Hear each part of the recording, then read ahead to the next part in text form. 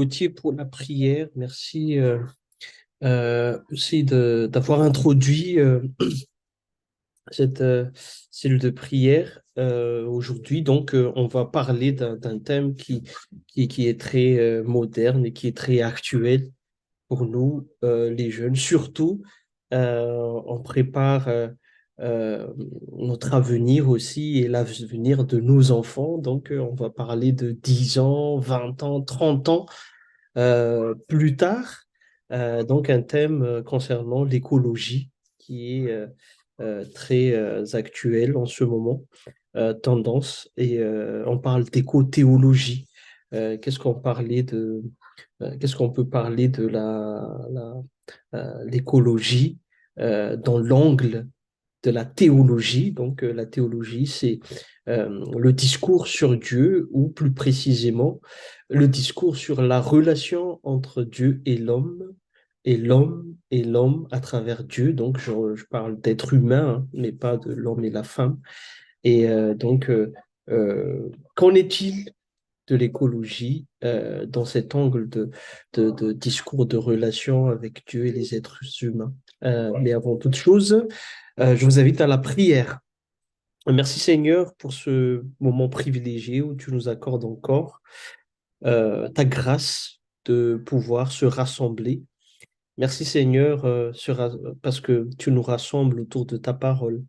Merci pour le pardon que tu nous as accordé tout à l'heure et étant purifié par le sang précieux de ton Fils Jésus-Christ, nous allons entendre ta parole, que l'Esprit Saint Seigneur visite nos cœurs et que cette parole soit vie, que cette parole soit force aussi, et que cette parole prenne autorité sur nous. Ta parole avec quoi on a créé le monde et ta parole aussi qui est vérité. En ton nom, Jésus, nous faisons cette prière. Amen.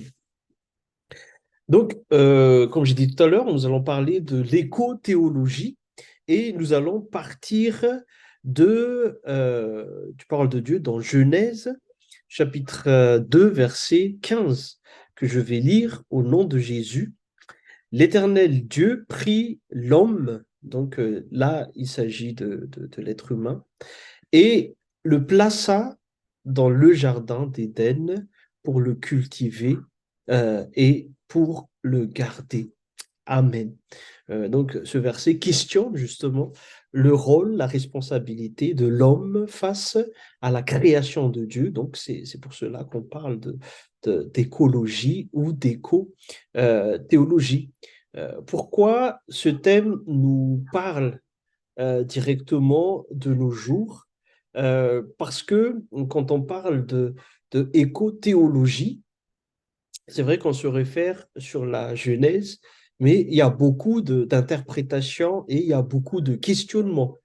Il y en a qui disent que nous sommes sauvés en Jésus-Christ pour la vie éternelle. Donc, si on lit Apocalypse chapitre 21, il y a le nouvel ciel, la nouvelle terre qui est descendue. Donc, on ne va pas rester sur cette terre. Et peu importe si cette terre se dégrade et tout ce qui s'y présente. Donc, il y en a qui pensent comme ça. Il y en a aussi qui disent que non, la question d'écologie, c'est encore une question complexe. C'est la question des grandes entreprises qui utilisent des grosses usines, grandes usines de fabrication qui polluent le ciel, l'atmosphère. Ce sont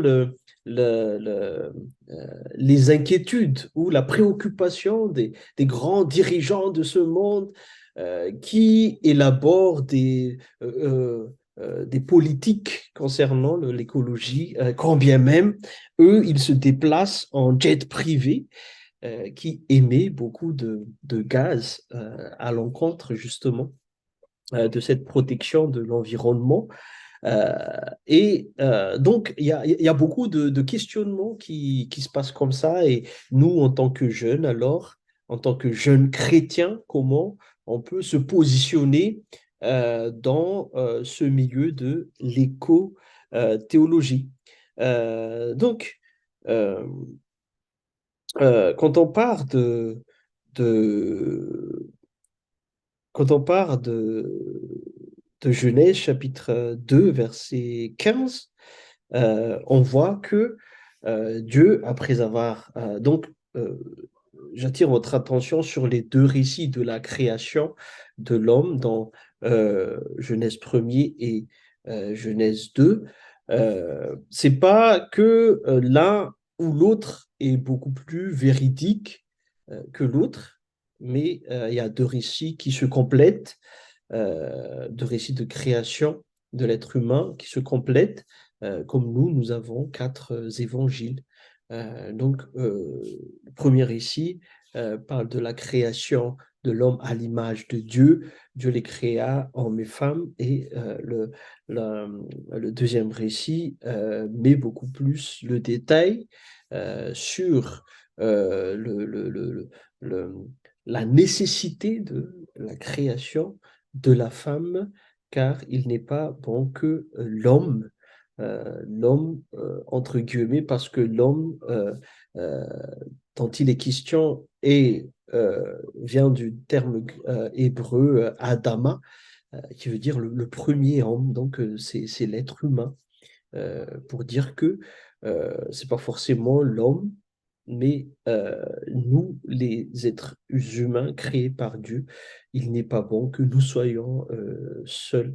Donc, je vous épargne de ces détails, mais on va se focaliser sur Genèse chapitre 2, verset 15. Qu'en est-il de questions écologiques sur ce verset? Donc, après avoir créé le monde en 6 jours, et Dieu créa l'homme. Dieu créa l'homme et, et il plaça dans un jardin d'Éden. Donc ici, le jardin d'Éden, on dit aussi que c'est le paradis. Donc c'est le lieu de départ où tout allait bien. Euh, dans euh, dans ce verset, on voit le, le, le- le projet de Dieu pour l'homme de s'occuper de la création. Parce que dans Genèse chapitre 1er, on voit que Dieu a créé la lumière, Dieu a créé le ciel et la terre, Dieu a créé le il a séparé l'eau de la terre sèche, donc il y a la mer et tout ça, et Dieu a peuplé les cieux et tout ça. Après, il a créé euh, les bêtes et les bêtes sauvages et tout ça, et après, il a créé l'homme. Et donc, quand il a créé l'homme, Dieu a créé en dernier lieu l'homme quand tout est déjà prêt. Donc, qu'est-ce qu'il a fait? C'est il a placé l'homme dans le jardin d'Éden. Le jardin d'Éden était euh, euh, plein de fruits pour que l'homme puisse se servir directement. Et sa responsabilité est de garder et de cultiver le jardin. Déjà, ces deux mots, ces deux verbes sont chargés de sens théologique. Pourquoi? Parce que le mot cultiver euh, euh, vient de l'hébreu avad. Et quand on parle d'avad, ça veut dire servir. Ça peut être traduit par servir Dieu, servir une divinité ou quelque chose comme ça. Donc, tout d'abord, c'est vrai que l'homme a été placé dans le jardin d'Éden pour cultiver la terre. Mais quand il cultive la terre, il est dans une position de service de Dieu. Hein. Euh, on dit au malgache, manoup, manoup, point d'entraînement. Donc, euh, ce terme avad, là, qui est traduit par cultiver, a un sens originel de servir et continuer à s'occuper de la création de Dieu, notamment de faire fructifier le sol, parce que l'arbre aussi euh, entretient le sol. Et le fait de cultiver, c'est rattaché à un service de Dieu.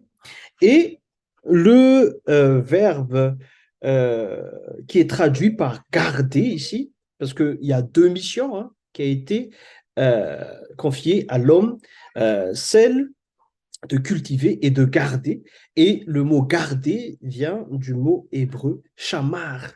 Et le mot shamar est souvent évoqué quand on parle d'observance de la loi de Dieu.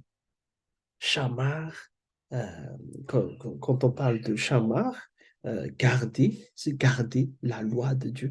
Et vous voyez que tout de suite après, Dieu donne l'ordre à Adam de dire que vous pouvez manger de tous les fruits qui se trouvent dans le jardin, sauf le fruit de l'arbre de la connaissance du bien et du mal. Donc, il s'agit de non seulement garder ou entretenir le champ, mais surtout garder, observer cette interdiction de Dieu.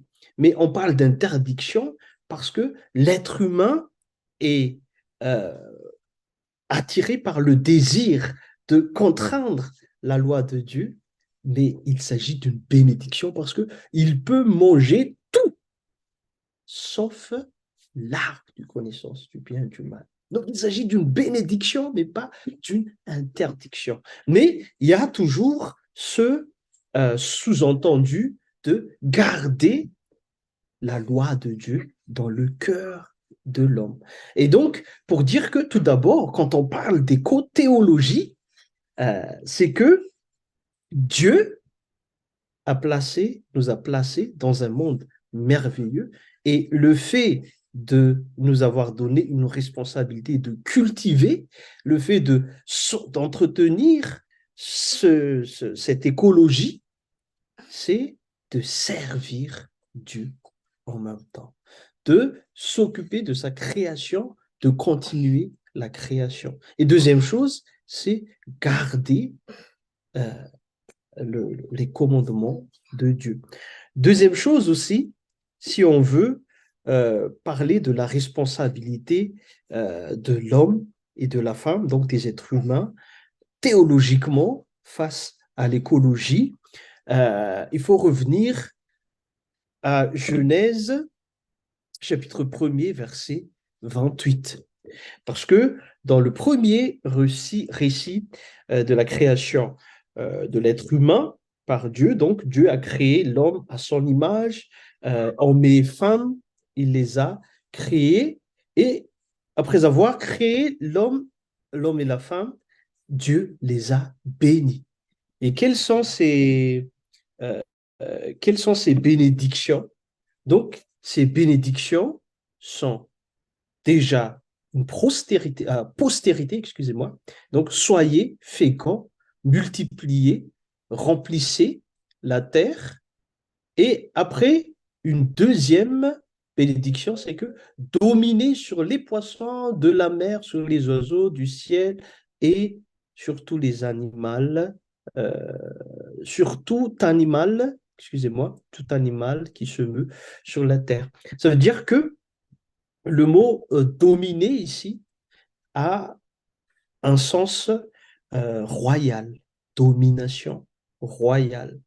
Tout simplement, si on le dit en d'autres termes, c'est que quand Dieu nous a donné la bénédiction de s'unir, donc on ne va pas parler du célibat ou quoi que ce soit, mais l'être humain, l'homme et la femme unis dans le mariage, Dieu les bénit pour être, pour avoir de la postérité d'abord et être prospère aussi en dominant les bêtes et tout ça. Et le fait de dominer, c'est pas dans le sens d'écraser, mais c'est un mot, c'est le verbe rada en hébreu, qui a une connotation royale où le roi s'occupe du peuple, le roi entretient son royaume. Et c'est un verbe qui a été traduit en grec aussi pour dire aux femmes euh, euh, euh, maniquées, soyez soumis justement à votre mari. C'est pas la soumission qu'on voit de nos jours, une femme soumise ou quelque chose comme ça, mais être sous la protection royale de son mari. Donc, pour dire que après avoir créé le monde, donc le ciel, la terre, la lumière, tout ce que vous voulez, Dieu a créé l'homme. Et quand Dieu a créé l'homme, Dieu a donné un mandat à l'homme pour s'occuper de sa création. En gros, Dieu nous rend collaborateurs, collaboratrices de sa création pour s'occuper de cette écologie. Et donc, quand on parle d'éco-théologie, c'est que nous, les chrétiens, nous sommes les premiers à être responsables dans ce, dans ce phénomène ou cette tendance. Euh, Quel est le problème dans l'écologie aujourd'hui?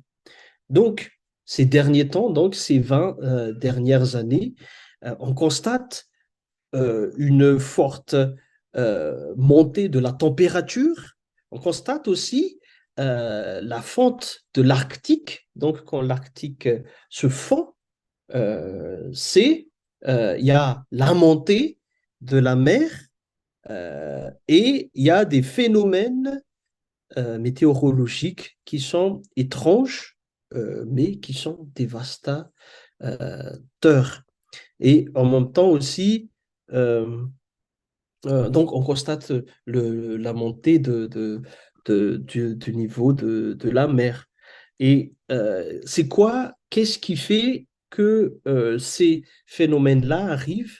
C'est qu'il y a le réchauffement climatique. Et c'est à cause de quoi?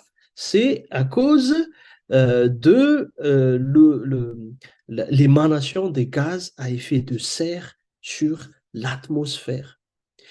Et donc, pour réduire le gaz à effet de serre, donc moi, je me base ici sur, je ne sais pas si vous avez lu le, le, le Monde en 2014 selon la CIA. Donc, c'est un petit livre, un bouquin comme ça, mais la CIA, d'après les enquêtes et l'analyse qu'ils ont fait, ils décrivent le monde en 2040.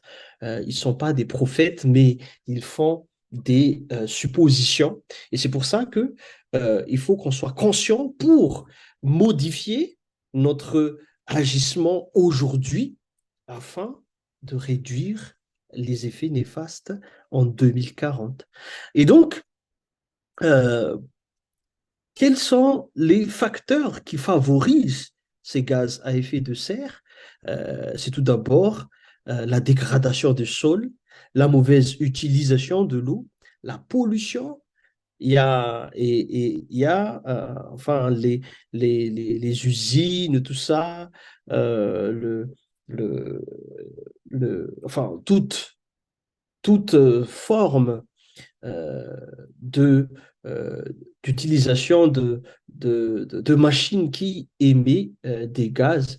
Et donc, euh, euh, qu'en est-il de notre responsabilité alors si on a vu que, euh, d'après Genèse, Dieu nous a, euh, Dieu nous a vraiment euh, mandaté pour pour s'occuper euh, de la faune et de la flore, de garder, de cultiver euh, l'environnement qu'il nous a confié. Donc, en Jésus-Christ, euh, Jésus nous a restaurés et dans Matthieu chapitre 5, versets 13 à 16, il nous dit que nous sommes le sel de la terre et la lumière du monde. Le sel de la terre, c'est que, donc ici on parle de sol, où on parle de pays aussi.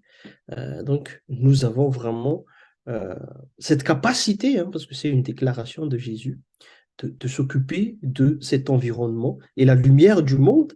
Le monde, c'est le cosmos, donc on parle aussi d'environnement. Nous devons avoir de bons exemples. Nous devons être des bons modèles dans cette écologie.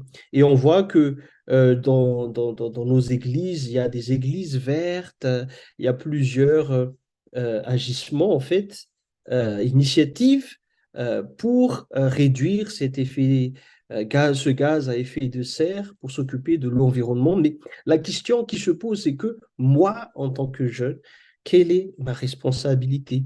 Est-ce que j'ai une bonne utilisation de l'eau, par exemple, quand je douche le matin? Est-ce que je me douche et je pars vite fait ou j'utilise l'eau, je gaspille l'eau, parce que l'eau en 2040 va être une espèce rare par rapport à la pollution. Je ne vais pas vous dire d'acheter des Tesla tous ou des voitures électriques, même si on tend vers cette tendance. Mais la question qui se pose, c'est quelle est ma responsabilité? Qu'est-ce que je peux faire pour s'occuper de cet environnement, pour empêcher le désastre climatique pour moi d'abord, mais pour mes enfants aussi, pour le futur. Et euh, par exemple, pour terminer, pour les déchets, hein, est-ce que je fais des tris?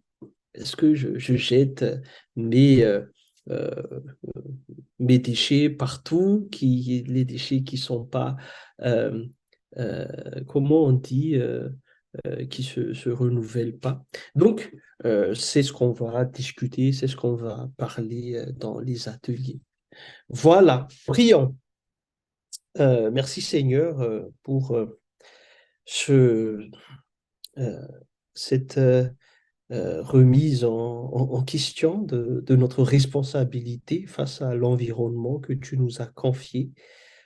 Seigneur, aide-nous à adopter les bonnes manières, les bons gestes pour garder et cultiver aussi dans l'environnement où tu nous as placés, que nous soyons des bons modèles, témoins de ton amour, de ta restauration en tant que lumière du monde et celle de la terre. Que ton Esprit Saint aussi nous guide pour les ateliers qu'on va faire. En ton nom, Jésus, faisons cette prière. Amen.